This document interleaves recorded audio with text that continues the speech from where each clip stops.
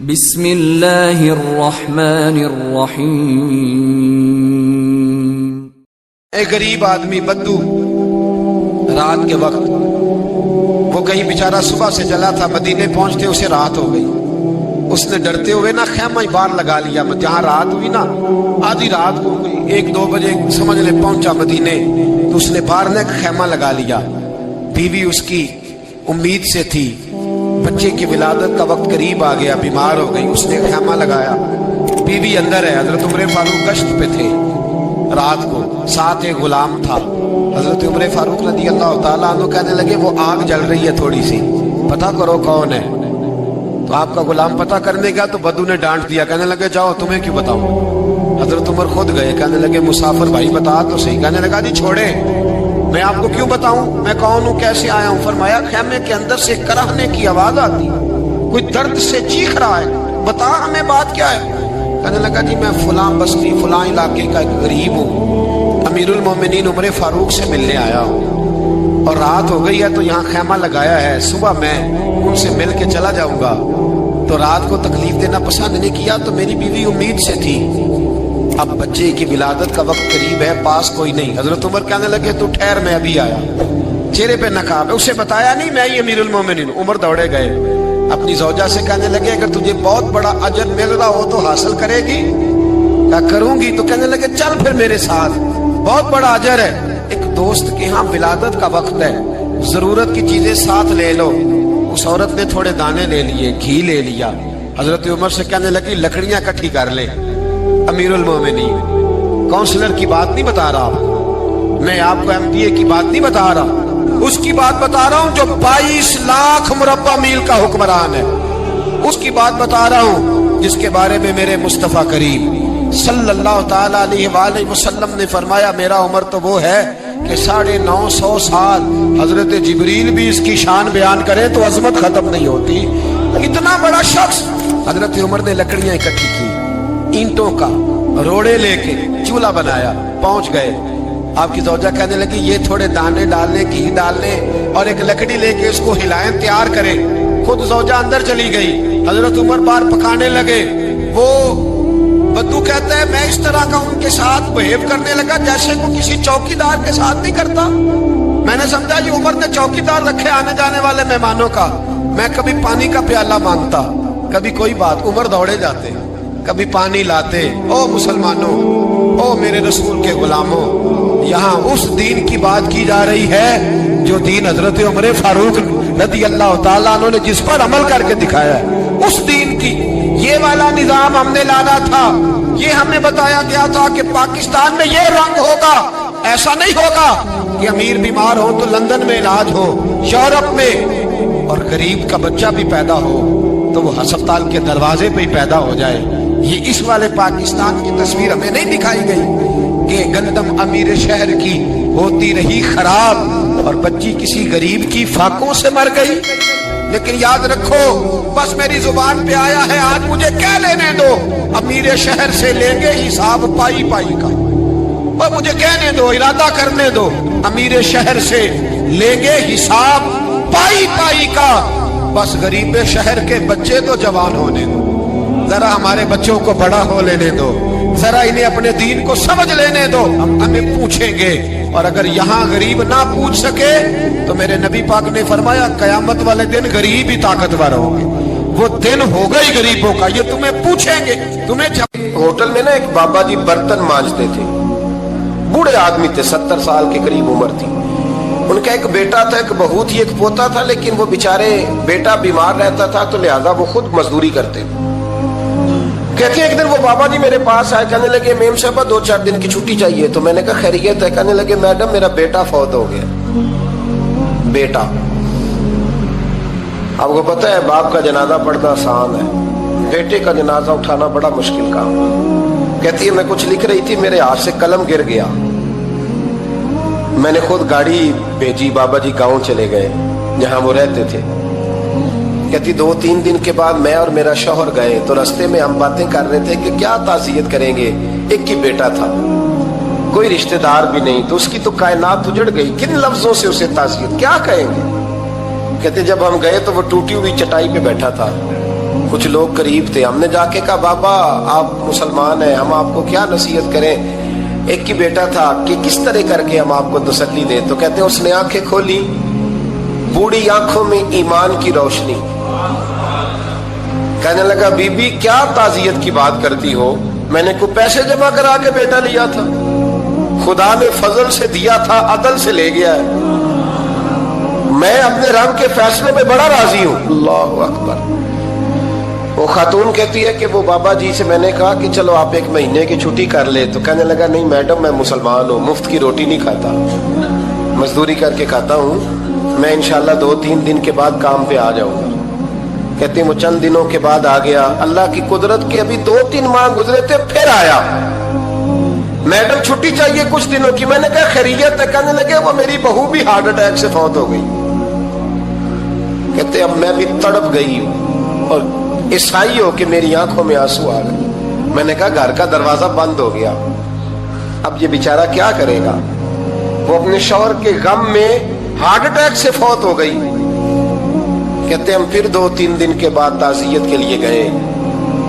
پھر ٹوٹی ہوئی چٹائی, بوڑھا نہ اپنی انگلیوں سے زمین پر کچھ بنا رہا. کہتے قریب گئی اور میں نے جا کے کہا بابا اب تو تسلی آپ نے خود ہی کرنی ہے, جو نظام تھا وہ تو ہو گیا. تو کہتے ہیں پھر اس نے آنکھیں کھولی, آسمان کی طرف دیکھا تو کہنے لگا بیٹی کوئی پریشانی نہیں, میرا بیٹا بغیر شادی کے بھی تو فوت ہو ہی سکتا تھا نا, بس میرے مالک نے جب چاہا جیسے چاہ ہوا. میں انشاءاللہ 2-4 دن کے بعد کام پہ آؤں گا. یہ میرا 3-4-5 سال کا پوتا ہے, ابھی اسکول داخل ہوا ہے, میں ساتھ لے آؤں گا. وہاں میرے ساتھ اوپر کوارٹر میں جہاں میں رہتا ہوں یہ بھی رہے گا. کبھی کبھی میں دیکھتی چھت پہ کھڑے ہو کے کہ دادا گھوڑا بنا ہوا ہے اور پوتا سواری کر رہا ہے. وہ سویرے اٹھتا, اس کو سکول چھوڑ کے آتا, شام کو لے کے آتا, پیار کرتا, محبت کرتا. تیسری منزل پر ہم نے ایک کوارٹر دیا ہوا تھا, وہاں دادا پوتا رہتے. اللہ تو بڑا بے نیاز ہے. کہتی ہے اقبال ایک دن نا پوتا اوپر والی منزل پہ کھیل رہا تھا, اس کا پیر پھسلا, وہ گردن کے بل زمین پہ گرا. مجھے خبر ہوئی تو میں دوڑی, ایمبولینس منگائی.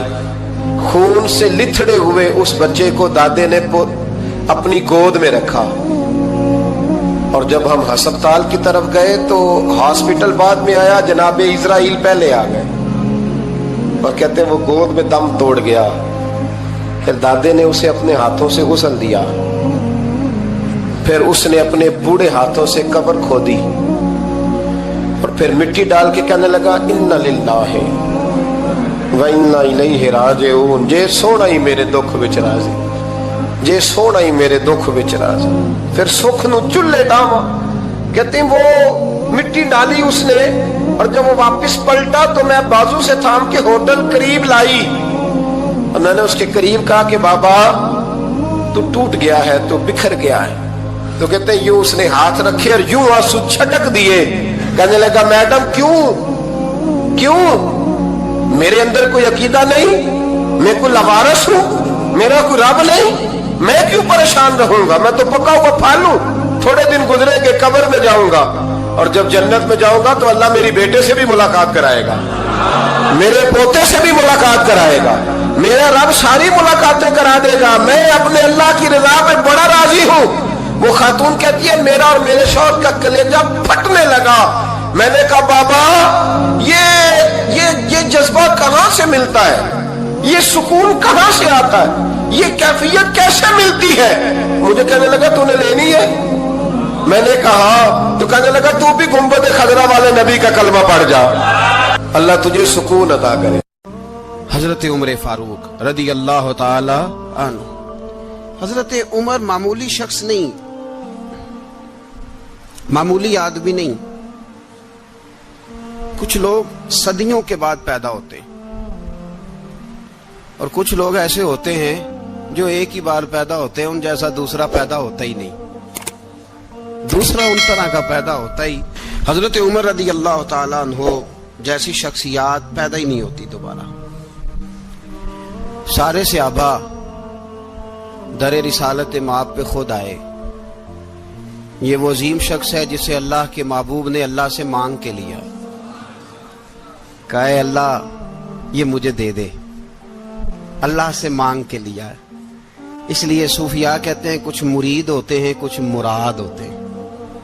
کچھ مرید ہوتے ہیں کچھ مراد ہوتے ہیں. مرید وہ ہوتا ہے جو چل کے آتا ہے آ کے مرید ہوتا ہے. مراد وہ ہوتا ہے جسے کہا جاتا ہے کہ یہ کبھی میرا بن جائے نا, یہ کبھی آ جائے نا, میرا بن جائے, اس کو مراد کہتے ہیں. حضرت عمر مصطفیٰ کریم کی مراد ہیں, حضور کی مراد ہے. اللہم اعز الاسلام بے اسلام عمر ابن خطاب.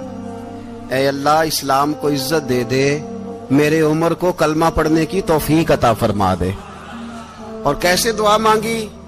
او یار حضرت عمر کی تو اس فضیلت کا کوئی جواب نہیں دے سکتا. میرے رسول پاک علیہ السلام سب کے لیے ہی دعا مانگتے ہیں نا, حضور کی دعا عام ہے. لیکن مصطفیٰ کریم نے کعبے کا غلاف تھام لیا اور غلاف کعبہ کو حضور نے سینے سے لپٹایا اور سینے سے چمٹا کے کہا اے اللہ میں نے تو کبھی سوال ہی زیادہ نہیں کیے, میں کرنے آیا ہوں, مجھے عمر دے دے, عمر دے دے. حضور نے مانگ کے لیا. اور پھر جب جس کو حضور مانگے اللہ سے کہ حضرت عمر رضی اللہ تعالیٰ عنہ کا آج یوم شہادت ہے, میرا تو دل کرتا تھا کہ فجر سے باتیں شروع ہوں اور سارا دن ہی عمر کی باتیں ہوتی رہیں, سارا دن جناب عمر کی باتیں, سارا دن. اس لیے کہ ذکر جناب عمر کا ہوگا پر راضی اللہ کے رسول ہوں گے صلی اللہ ہو, تو جاگ کے بیٹھے, خوش ہو کے بیٹھے. ہمارے ہاں منایا ہی نہیں جاتا. بابے اللہ کی تا ساؤن بھادروں اسو کتا تے منڈے جنوری فروری, تو اسلامی سال بھی گیا اور وہ تاریخیں بھی ساری گئیں. یکم محرم امت مسلمہ کے لیے بہت بڑا دن ہے, بہت بڑا دن. یہ شہادت ہے حضرت عمر فاروق کی رضی اللہ تعالی عنہ. یہاں چھوٹی چھوٹی باتوں پہ گورنمنٹ چھٹی کرتی پھرتی ہے, چھوٹی چھوٹی باتوں. الیکشن ہو گیا تو چھٹی, فلاں جگہ پہ تھوڑا سا کسی نے خبر دے دی کہ کوئی پریشانی ہے تو چھٹی, فلاں جگہ یہ ہو گیا تو چھٹی. یہاں تک کہ فلاں وزیر صاحب فلاں علاقے میں آئیں گے تو سارے علاقے کو چھٹی. اور اب تو اس سے بڑا حال ہونے لگا ہے, اگر جن لوگوں کی سندھ میں حکومت ہے ان کے لیڈر کا دن آیا تو اس دن چھٹی, اور جن کی پنجاب میں حکومت ہے ان کا دن آیا تو چھٹی. ہمارا مطالبہ ہے حکومت پاکستان سے, اگر سر اٹھا کے جینا چاہتے ہو تو یکم محرم کو چھٹی کیا کرو. اگر سر اٹھا کے جینا چاہتے ہو تو یکم محرم کو چھٹی کرو جناب عمر کے دن. اور ملت کے جوانوں کو بتاؤ کہ اگر عزت کی زندگی جینا چاہتے ہو تو اس طرح جیو جس طرح فاروق اعظم جی کے گئے. عزت اور وقار کی زندگی. جمہوریت حضرت عمر سے سیکھنی پڑے گی, حکومت کرنے کے طریقے حضرت عمر سے. رعایا کو سیکھنا پڑے گا کہ امیر کس طرح بنایا جاتا ہے اور امیر کس طرح کے ہوتے ہیں. یہاں لوگ ہمیں یورپ کی مثالیں دیتے ہیں, لوگ یہاں ہمیں آ کر کے امریکہ کی مثالیں, انہیں کیا پتا حکومت کیا ہوتی ہے.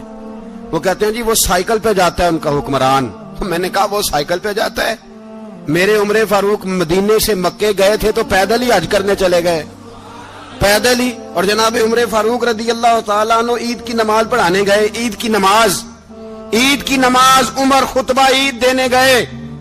اور اس زمانے میں کون سا غریب ہے جو ننگے پاؤں جاتا ہو؟ کون سا غریب ہے جو مسجد ننگے پاؤں جاتا ہو؟ لوگوں نے تو 3 قسم کی چپلیں رکھی ہوئی ہیں. ایک مسجد جانے کی علیحدہ ہے, گھر پہننے کی علیحدہ ہے, شادی بیاہ پہ جانے کی چپل علیحدہ ہے. حضرت عمر فاروق رضی اللہ تعالیٰ عنہ نکلے عید کا خطبہ دینے کے لیے تو بیوی سے کہنے لگے جوتا. اس نے کہا صاحب اتنی دفعہ ٹوٹا ہے اب گانٹھا نہیں جا سکتا, اتنی دفعہ ٹوٹا ہے کہ اب دوبارہ پیمند نہیں لگ سکتے. تو حضرت عمر کہنے لگے چل کوئی حرج نہیں ہے, بغیر جوتے کے ننگے پیر ہی چلتے ہیں, کوئی حرج نہیں. تو کہنے لگے لوگ کیا کہیں گے؟ فرمایا چپ کر. لوگ جس دن عمر نے یہ دیکھ لیا نا لوگ اس کے بارے میں کیا کہتے ہیں, اس دن عمر نہیں رہے گا. تو کہا پھر آپ کا نظریہ کیا ہے؟ فرمایا میرا نظریہ یہ ہے کہ رب رسول میرے بارے میں کیا کہتے ہیں. لوگوں کا کیا ہے؟ لوگ کل کسی کے بارے میں کچھ کہتے ہیں اور پرسوں کچھ کہتے ہیں. میرا نظریہ یہ ہے کہ رب رسول میرے بارے میں ننگے پیر عمر جا رہے ہیں. کون جی؟ میں بڑا ماڑا. اچھا جناب کیا غربت ہے؟ 10 قسم کے جوڑے لٹکے ہوئے ہیں کمرے میں اور پہننے کی فرصت نہیں. سویرے کیا پہننا ہے, شام کیا پہننا ہے, 15 سوٹ کٹھے استری ہو کے लॉन्ड्री वाला भेज रहा है और तू गरीब है, तू बहुत बड़ा गरीब है। इसलिए कि गुर्बत पैसों की वजह से नहीं होती, गुर्बत तो दिल की होती है। तू वाकई बड़ा गरीब है और तू गरीब ही रहेगा। अमीर तो उमर फारूक थे, उमर फारूक थे जो नंगे पांव चले गए ईद की नमाज पढ़ाने, तो रस्ते में जो मिला कहने लगा उमर जूता तो पहन लो। फरमाया तुम्हें उमर का जूता ना पहनने का नक्श तो नजर आया है, कोई हर्ज नहीं। अगर उमर को कभी बताना हुआ तो वो वाला नुक्स बताना जो उमर की सीरत में पैदा हो, किरदार में पैदा हो, वो वाला नुक्स बताना। ये छोड़ो जूते आते जाते रहते, नंगे पांव गए, पांव धोए, नमाज पढ़ाई, लौट आए। ओ भाई यहां तो हमारा बनाव श्रृंगार उतरना, जितनी तवज्जो कपड़ों की तरफ है, इतनी तवज्जो कभी हमारी इल्म की तरफ होती ना, जितना जौक शौक हमारा बनाव श्रृंगार की जानिब है, इतना बनाव श्रृंगार कभी हमारा इखलाकियात की जानिब होता तो मामलात बड़ी हद तक संवरे हुए होते। हजरत सैयदना फारूक आजम रदी अल्लाह तआला अपनी जिंदगी को तरतीब दिया। एक दिन भी खिलाफत नहीं मांगी अल्लाह से। हजरत औफ बिन मालिक अशजई एक सहाबी हैं। हजरत औफ बिन मालिक रदी अल्लाह तआला अन्हु फरमाते हैं कि जनाब अबू बकर सिद्दीक का जमाना था तो मैंने ख्वाब देखा। मैंने ख्वाब में जनाब उमर को देखा और मैंने देखा कि कोई कहने वाला कह रहा है कि उमर वो है कि अल्लाह के रास्ते में कोई इसे जितना मर्जी बुरा भला कहे ये परवाह नहीं करता। किसके रास्ते में? बोले सारे। इसका मतलब है अल्लाह के रास्ते में लोग बुरा भला भी, कुरान मजीद ने कहा वला यखाफून लौमत लाइम, कुछ लोग ऐसे हैं जो बुरा भला कहने वालों की परवाह नहीं करते। आप यकीन करें अगर परवाह शुरू हो जाए ना तो दीन का काम खत्म हो जाए। ना कोई तकरीर करे, ना कोई तदरीस करे, ना कोई पीरी मुरीदी करे, खत्म हो जाए अगर बातों की परवाह हो। लेकिन वो परवाह, हजरत औफ बिन मालिक अशजी कहते हैं मैंने ख्वाब में देखा कि उमर वो है जो किसी की परवाह, और दूसरी बात मैंने ये देखी कि उमर खलीफा बनेगा, और तीसरी बात मैंने ख्वाब में ये देखी कि उमर शहीद भी किया जाएगा, उमर शहीद भी होगा। ये मैंने तीन बातें ख्वाब में देखी। फरमाते हैं मैंने आके ख्वाब हजरत अबू बकर सिद्दीक को सुनाई, वो खलीफा थे। वो कहने लगे ठहर जा, मैं उमर को बुलाता हूं, उसके सामने दोबारा सुनाना। उसके सामने फरमाते मैंने बुलाया हजरत उमर फारूक को, आके बैठे, ख्वाब शुरू हुआ। का एक बात तो मैंने ये देखी कि आप मलामत करने वाले की परवाह नहीं करते, दूसरा आप खलीफा बनेंगे। जनाब उमर कहने लगे चुप कर, अबू बकर के सामने ही कह रहा है, चुप कर, खलीफा के सामने ही कह रहा है। तो अबू बकर सिद्दीक कहने लगे उमर इसे कहने दो, मुझे लगता है रब की रजा यही है कि मेरे बाद अगर मुस्तफा का मिंबर मिले तो उमर को मिले, इसे कहने दो। यार यहां तो लोग डींगे मारते हैं, यहां तो लोग दावे करते हैं, मेरे सामने फलाने को भी बिठाओ, फलाने को भी बिठाओ, उसको क्या पता, इसको क्या पता, ये तो बढ़के मारने का दौर है। हजरत उमर रदी अल्लाह तआला अन्हु को तीसरी बात कही। हजरत औफ बिन मालिक ने कहा आप शहीद किए जाएंगे, मैंने ख्वाब देखी है।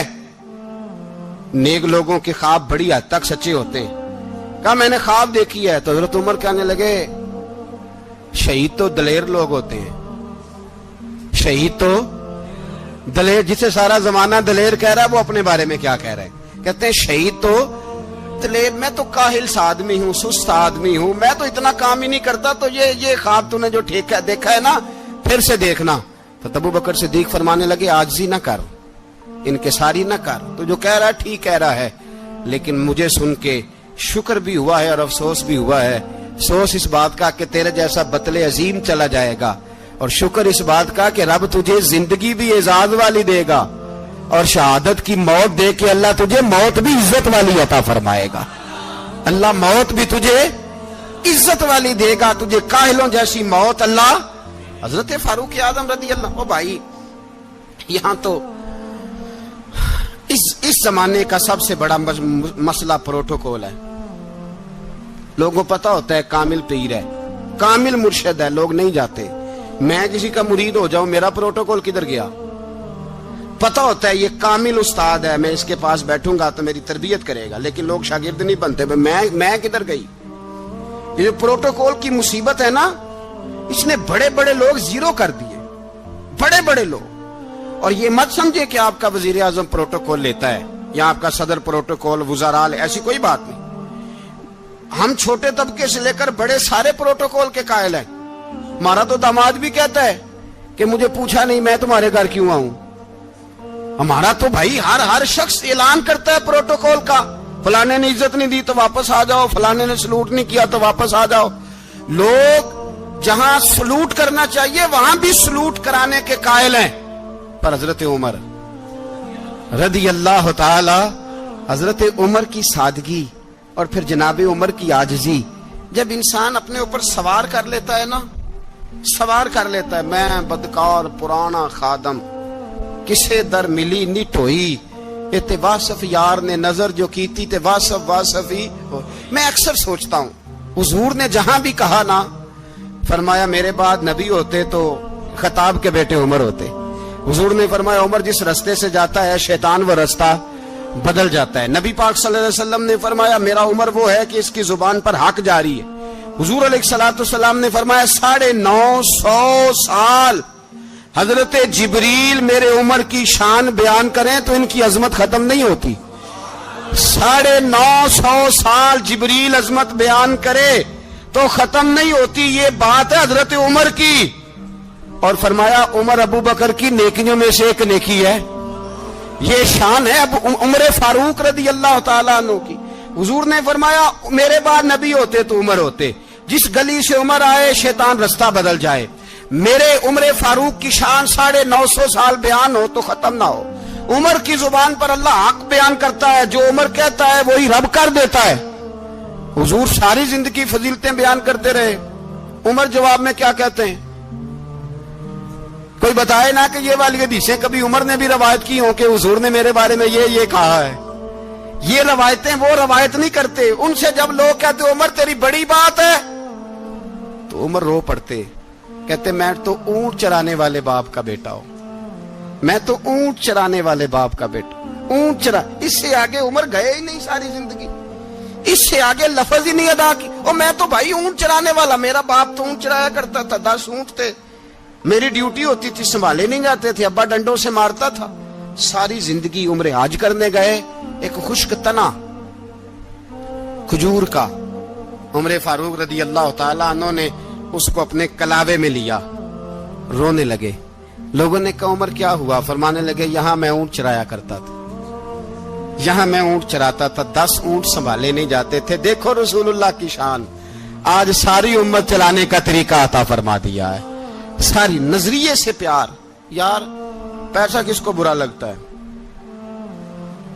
آپ جس آدمی کی 50 کروڑ کی پراپرٹی ہے اس کو پوچھیں سب سے غریب, آپ کو وہی نظر آئے گا. وہ کہے گا میں ٹائٹ ہوں, حالات بڑے. میں کئی باری پوچھے انہوں نے, میں کہتا ترجمہ بھی 10 چھڑوں کی, ہمیں تو سمجھ نہیں آتی. اور ٹائٹ حالات کون سے ہوتے ہیں جی؟ جس آدمی کا کروڑوں میں کاروبار ہے نا, اس کو آپ چھیڑے وہ رونے لگ جائے گا, رونے. تو کئی میں نے ایسے دیکھے ہیں کرائے کا مکان ہے, ان سے پوچھے صاحب کیا حال ہے, تو کہتے ہیں جتنی اللہ نے شان والی زندگی ہمیں عطا کی ہے کسی کو نہیں دی ہوئی. اس کا مطلب ہے خوشی بھی یہی ہے اور غم بھی یہی ہے. اندر سے خوشی ہے, اندر سے ہی. تو نے اگر راضی رہنا ہے تو ادھر سے رہنا ہے, ناراض رہنا ہے تو بس اپنے آپ کو خوش رکھے گا تو ہو جائے گا.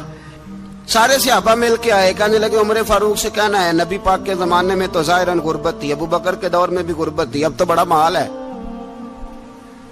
عمر سے سفارش کرو کہ عمر نیا کرتا پہنا کرے. ملکوں کے سفیر آتے, عمر وہی پھٹی پرانی چادر اوڑھ کے اور وہی کئی جگہ پہ پیوند لگے سوٹ پہن کے سفیروں کے سامنے بیٹھ جاتا ہے. عمر کو مشورہ دو, طے ہو گئی بات. سب نے جب مشورہ دے لیا تو سارے کہنے لگے یہ بتاؤ شیر کی مونچھ کو ہاتھ کون لگائے گا؟ کہنا کس نے ہے, بندہ بھی تو ڈھونڈو نا. نے کہا جناب میرا یہ خیال ہے کہ مولا علی شیر خدا کہیں گے, کیونکہ جس شخص کی عمر کو سب سے زیادہ حیا کرتے دیکھا وہ شیر خدا مولا علی ہے رضی اللہ تعالی. علی کہیں گے اس لیے کہ جناب علی تو کئی دفعہ جب گفتگو کرتے تھے تو حضرت عمر چپ کر جاتے تھے اور فرماتے تھے علی نہ ہوتا تو میں ہلاک ہو جاتا. تو کہا علی سے کہو. جناب علی شیر خدا کو بلایا, کس کام کے لیے جی؟ اللہ اکبر. یہ ذرا اپنے اس دور پہ اس بات کو ذرا لاکا جناب ان سے کہیں کہ زیادہ نہیں, ایک کرتا نیا پہن لے. سفیر آتے ہیں, وزیر آتے ہیں تو ایک کرتا نیا پہن لے. حضرت علی کو بلایا. آپ فرمانے لگے کوئی اور بات ہوتی تو میں کہہ دیتا, یہ والی میں نہیں کہہ سکتا. کوئی اور ہوتی تو میں عمر کو کئی دفعہ کہہ دیتا ہوں, جلال میں بھی تو سن, یہ والی میں نہیں کہہ سکتا. میں تمہیں ایک مشورہ دیتا ہوں. کہا وہ کیا؟ کہنے لگے سیدہ عائشہ صدیقہ سے کہو, وہ مومنوں کی ماں ہیں, عمر ٹالے گا نہیں. اماں جی سے جا کے کہا اماں جی نیا کرتا عمر سے کہیں پہن لیں, وزیر آتے ہیں, بڑے بڑے لوگ, تو چلو کوئی حرج نہیں. اماں جی نے کہا اچھا کوئی بات نہیں, میں بلا لیتی ہوں. جناب عائشہ نے پیغام بھیجا. جب خادم نے کہا نا مصطفیٰ کے گھر سے پیغام آیا ہے, تو 20 لوگ بیٹھے تھے. عمر کانپتے ہوئے اٹھے, کانپتے دوڑے. حضرت عائشہ پردے میں تھی تو فرماتی ہیں عمر اتحیات کی حالت میں بیٹھ گئے. کہا اماں جی دیر تو نہیں ہو گئی مجھے آنے میں؟ کہا نہیں, ٹائم پہ آ گئے ہو. کس لیے بلایا تھا؟ کہا عمر دیکھو غربت کے معاملات اور ہوتے ہیں, جب اللہ آسانی دے تو کوئی چیز استعمال کرنا حرام نہیں ہوتی, اگر حرام ہے تو بتاؤ. کہا نہیں اماں جی حلال ہی ہے. تو فرمایا پھر اتنے سفیر آتے ہیں, مشیر آتے ہیں, اب تو مال غنیمت بڑا آتا ہے, ڈھیر لگ جاتے ہیں مسجد میں, تو چل ایک نیا کرتا تم بھی پہن لیا کرو, اور آپ نیا کرتا پہنو گے تو دھاک بیٹھے گی غیروں پر. تو صحابہ کا مشورہ ہے کہ آپ نیا لباس پہنے. اماں جی کہتی ہے میں نے حکم دیا تو عمر چپ کر گئے, گردن جھک گئی. تھوڑی دیر کے بعد سیدنا عمر فاروق نے سر اٹھایا تو داڑھی پہ آنسو گر رہے تھے, رو پڑے. کہنے لگے پاک محبوب کی پاک بیوی, جیسے حکم کرتی ہو میں حاضر ہوں, پر مجھے وہ والا لباس پہنانا جو میرے مصطفیٰ نے پسند فرمایا ہے. اگر یہ رنگ رسول پاک کا ہے تو میں حاضر ہوں, اور اگر نبی پاک کا نہیں تو پھر جیسے آپ حکم کریں. جناب عائشہ کہتے ہیں عمر روئے تو میں زیادہ روئی, میرا پلو بھیگ گیا آنسوؤں سے. میں نے کہا عمر آپ جائیے. عمر یوں نکلے تو جو صحابہ کھڑے تھے وہ کونے میں تھے, سارے آ گئے. کہا اماں جی کیا بناؤ؟ فرمایا بھائی تم سب جو باتیں کہتے ہو وہ اپنی جگہ ٹھیک ہیں, پر عمر جو بات کرتا ہے وہ سب سے زیادہ ٹھیک ہے. عمر جس پہلو پر بات کرتا ہے وہ, یار ایسی عاجزی, ایسا رنگ, ایسا انداز, ایسا طرز حیات, ایسی زندگی. اولاد کے معاملے میں لوگ بزدل ہو جاتے ہیں, بزدل. پر حضرت عمر کا بیٹا مصر گیا, وہاں سے کمائی کر کے لایا, تجارت کرنے گیا, لاکھوں کا مال. کون سا باپ ہے دنیا میں جس کا بیٹا باہر سے پیسے لے کے آئے تو ابا تفصیل پوچھے کہ بیٹا کہاں سے کمائے, کہاں سے لایا, کتنے ملے, کیوں آئے؟ کون سا باپ تفصیل پوچھتا ہے؟ ابا تو کہتا لا صحیح, اور تعریفیں کرتا ہے میرا بیٹا بڑی کمائی کرتا ہے. کبھی پوچھا ہے اس سے کہ ڈیوٹی صحیح دیتا ہے کہ نہیں؟ کبھی پوچھا ہے کہ تو ایمانداری کی روزی لاتا ہے کہ حرام کی کماتا ہے؟ یہ باپ کی ذمہ داری ہے, یہ اماں کی ذمہ داری ہے. پھر کہتا ہے بیماری کیسے آ گئی, پریشانی کیسے آ گئی؟ تو نے کبھی سوال کیا اپنی اولاد سے؟ حضرت عمر فاروق رضی اللہ تعالیٰ عنہ کا بیٹا مصر سے پیسے کما کے لایا تو جناب عمر نے بلایا, فرمایا بیٹے اتنی تو تیرے پاس راس ہی نہیں تھی, تھوڑے سے تو پیسے لے کے گیا تھا, اتنی کمائی کیسے ہو گئی؟ اتنے تو پیسے نہیں تھے صاحب, کہاں سے کمائی لائے؟ اس نے کہا ابا جی وہ جو میرے چچا ہے نا مصر کے گورنر, آپ کے دوست, انہوں نے میری مدد کی ہے. فرمایا جتنے لوگ گئے تھے سب کی ہے مدد اس نے؟ کہا نہیں صرف میری کی. فرمایا تیری کیوں کی؟ تیری کیوں کی؟ کہا حضور آپ کے دوست ہیں. فرمایا چپ کر,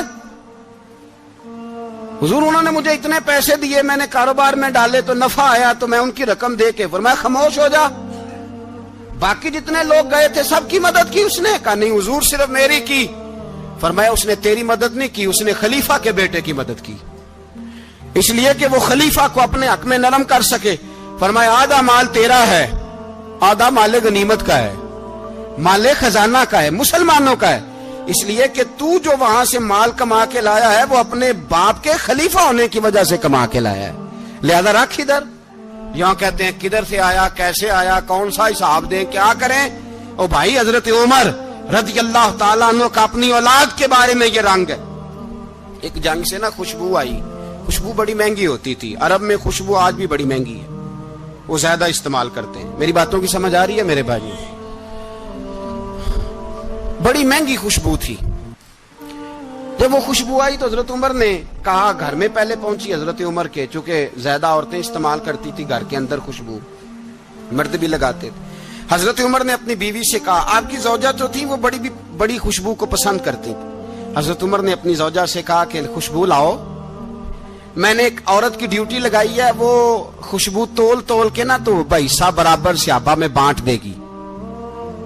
تو آپ کی زوجہ کہنے لگی, کسی بی بی کی ڈیوٹی لگانے کی کیا ضرورت تھی, میں جو موجود تھی میں بانٹ دیتی ہوں تول کے حصہ برابر. آپ نے فرمایا نہیں تو رہنے دے, اور فلانی بی بی بانٹے گی. حضور میں نے بھی بانٹنی ہے, میرے پہ کچھ حق ہے؟ آپ نے فرمایا نہیں, تو تفصیل نہ پوچھ, تو خوشبو دے دے, کوئی اور بانٹے گی. خاتون خانہ تھی نا, کہنے لگی نہیں مجھے بھی آج آپ کو بتانا ہی پڑے گا کہ کوئی جو بانٹ سکتی ہے تو میں کیوں نہیں بانٹ سکتی. زوجہ کہتی عمر نے بات کی تو میری چیخیں نکل گئی. حضرت عمر فرمانے لگے, جب تو خوشبو بانٹے گی نا تیرے ہاتھوں کو بھی لگے گی, تیرے دوپٹوں کو بھی لگ جائے گی.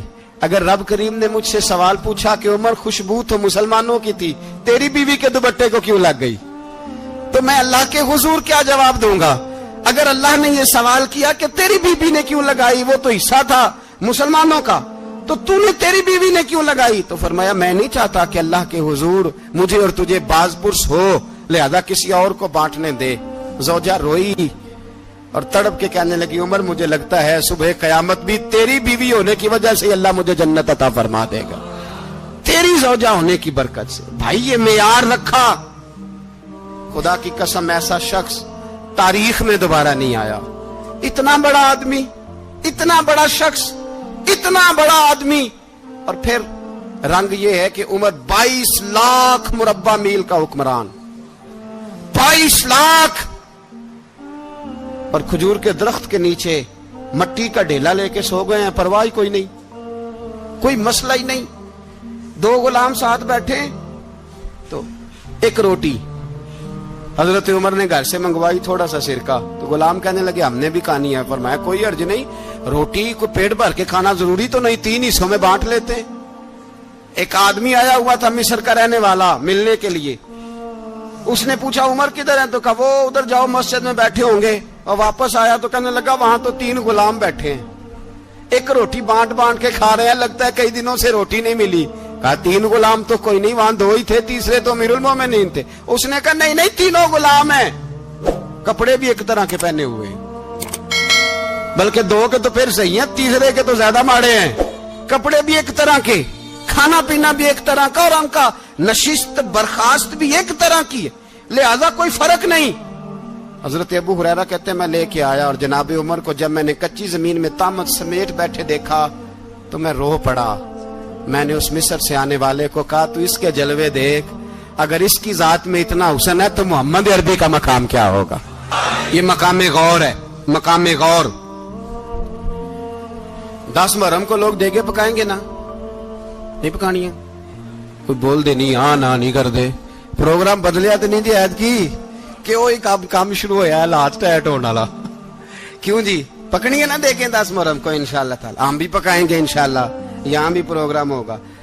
تو 10 محرم کو جو دیگ پکنی ہے تو ایسا نہیں ہو سکتا کہ 1 محرم کو حضرت عمر کے نام کی بھی کوئی پک جائے. اگر امام حسن حسین کے نام کی دیگیں پکے تو جو امام حسن حسین سے پیار کرنے والے ہیں, جو امام حسن حسین سے, ہم لوگوں نے بھی عجیب رٹا اپنایا ہے نا, ہم لوگ بات کا ایک پہلو دیکھتے ہیں دوسرا نہیں دیکھتے. حضرت امام حسن اور حسین کو بھی نبی پاک نے شہید کہا, اور جناب عمر کو بھی رسول اللہ نے خود شہید فرمایا. فرمایا شہید ہے, خود فرمایا اپنی زبان سے کہ یہ شہید ہے, خود میرا عمر شہید ہے. تو ان کے نام کی دیگ نہیں پکنی چاہیے, اس طرف نہیں ہماری توجہ ہونی چاہیے. اور اہل بیت نبوی, یہ بات میں پہلے بھی کرتا ہوں, آج پھر کرنا ضروری سمجھتا ہوں. اہل بیت کا پیار, سن لو کان کھول کے, اہل بیت کا پیار اگر ہمیں کسی نے سکھایا ہے تو سیدنا عمر فاروق نے سکھایا ہے. اہل بیت نبوت کی محبت اگر کسی نے سکھائی ہے تو کس نے سکھائی ہے؟ بول کے بتائیے. حضرت عمر نے. اہل بیت کا پیار ہمیں حضرت عمر نے بول کر کے سکھایا ہے. بھائی یاد رکھیں, کسی کی طاقت نہیں تھی دم مارنے کی حضرت عمر کے سامنے, طاقت ہی نہیں تھی. کیسر و کسرا کانپ جاتے تھے, जरूरत ही नहीं करते थे हजरत। और हमारे तो तल्लकात बड़े हैं ना गैरों से। हजरत अबू मूसा अशअरी रदी अल्लाह ताला अन्हु फरमाते हैं मेरा मुंशी साई था, वो कातिब कहते थे वो लोग, मेरा हिसाब किताब ईसाई था। तो फरमाते हैं एक दिन मैंने वो सारा हिसाब किताब लेन देन के हजरत उमर को दिखाया तो फरमाने लगे जिसने लिखे हैं उसको बुलाओ। कहने लगे जरूर मस्जिद नहीं आ सकता। क्यों नहीं आ सकता? कहने लगे वो ईसाई है। कहते हैं हजरत उमर जलाल में आ गए। आप फरमाने लगे जिन्हें रब दूर करता है तुम क्यों करीब करते हो? जिन्हें अल्लाह दूर करता है। फरमाया तुम गैरों को अगर ओहदे दोगे तो अपनों का क्या बनेगा? अगर तुम गैरों को ओहदे दोगे तो अपनों का। ये सोच है जो आज बर्मा के मुसलमानों के लिए भी जरूरी है। कहा अगर तुम गैरों को ओहदे दोगे तो अपनों का। हमने गैरों को ओहदे दिए तो देखा ना अपने किस तरह काटे जा रहे हैं। गैरों को जो ओहदे दे दिए जराने सारे गैरों से। रोज दावा होता है चीन हमारा सज्जन है, चीन हमारा दोस्त है। ओ भाई दोस्त है तो उससे कहो ना कि बर्मा तो तुम्हारी एक छोटी सी रियासत है, चीन के बगैर तो वो सांस भी नहीं ले सकता। उसको कहो ना उस हुकूमत पे दबाव डाले। लेकिन हम लोगों ने गैरों को ओहदे दिए तो अपने पिस गए।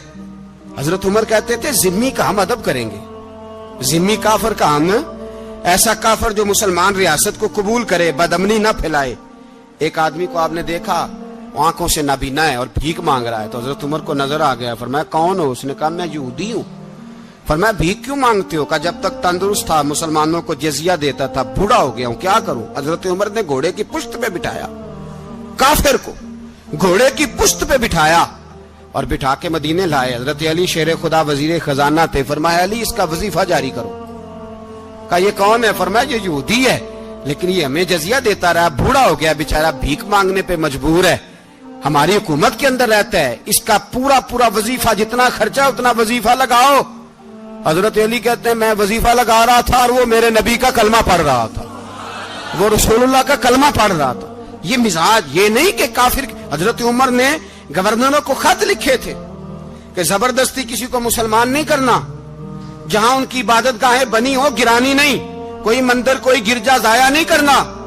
इस्लाम सबको जीने का मौका देता है, पर बेईमानो जालिमों बदजातो तुम्हें यह कहता है कि हम तुम्हें जीने का मौका देते, तुम भी मुसलमानों को जीने का मौका दो। ये जहां बसते हैं जहां रहते हैं इन्हें वहां जीने का मौका दो, इन्हें भी अल्लाह अकबर कहने का मौका दो, इन्हें भी कुरान पढ़ने का मौका दो, इन्हें भी रसूलुल्लाह पर दुरूद पढ़ने का मौका दो। हमारे मुल्क में ईसाई अपनी मर्जी से खुलेआम तबलीग करते हैं। यहां तो चैनल चलाए हैं ईसाइयों ने। किसी मजहबी जमात ने कभी जुलूस निकाला है कि ईसाइयों का चैनल बंद करो? बोले निकला है कि नहीं निकला? कितने जुल्म की बात है।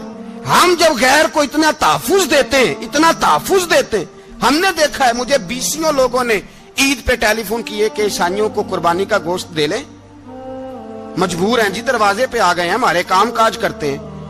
20 लोग, आम आदमी के दिल में इनका इतना जज्बा है, वो मसाइल का बयान करना एक अलग बात, लेकिन हमारे दिल काफर के हक में भी नरम हो जाते।